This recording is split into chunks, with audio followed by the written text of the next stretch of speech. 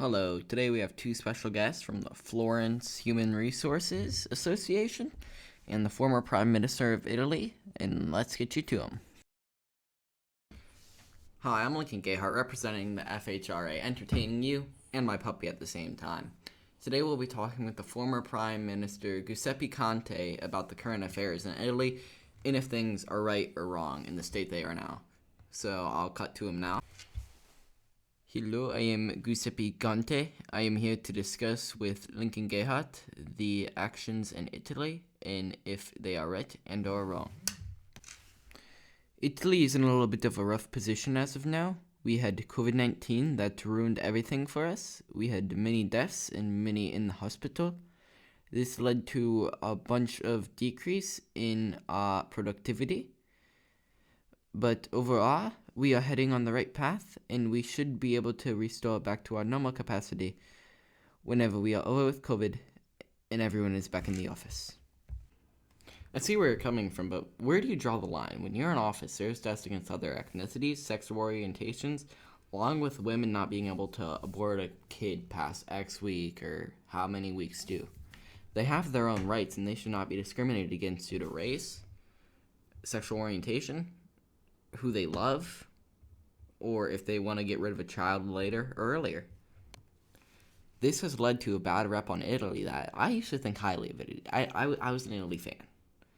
And now you have actions that are spreading a bad word when you were in office. And do you have anything to defend these actions? Is there any evidence to back up your side of it? That was a very upfront question that I was not prepared for, but I shall adapt. Yes, there is things that have gone wrong in Italy, and yes, it is hard to make changes to them. The government I do not control as much anymore. I still have influence, but I do not control them. I believe that there is a fine line between what's right and what's wrong. What happened is wrong. With the man who was killed because of his race, the woman on the motorcycle, whose boyfriend died because he was transgender, and the fact that women can't abort people is wrong, but it is something that will take time to change. These rules are in place for a reason. The woman one is old rule that I recently started to change. Took time. People do not like the change. It's not common for Italy to change up on people. I believe that these should be changed, and we will find out how eventually in the near future, and I believe that the Prime Minister will be able to add change to these views. I do understand that you were hit hard by COVID. You had some of the highest stats and probably the hardest hit, but you've gotten over that now. That explains your time in 2020 to 2019.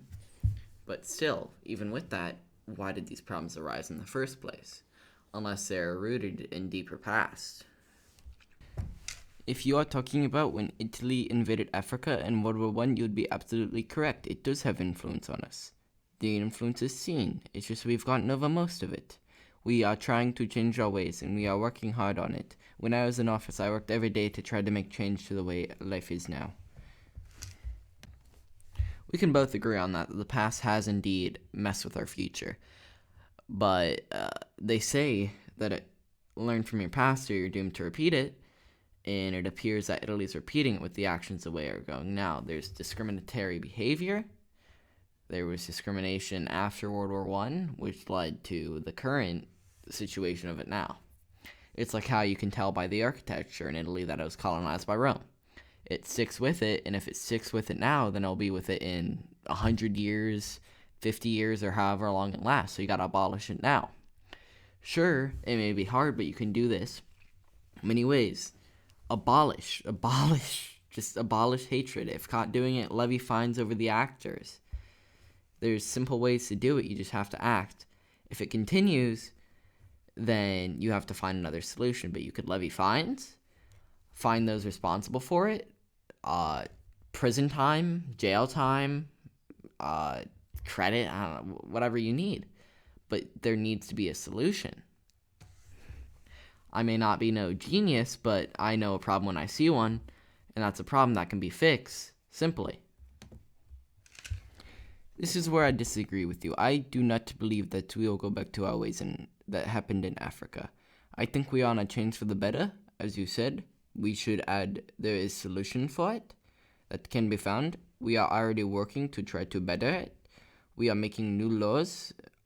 People are protesting, and there's many other things. But as you said, history can indeed repeat itself, but we are trying to avoid that with all we can. Yes, it may be a problem, but it is a problem we are trying to fix. And if you were not so ignorant, you could tell. I'll now be leading our discussion to an end. It was nice talking with you. It was also nice talking to you, but next time be a little bit more open-minded about our actions and what we tried to do.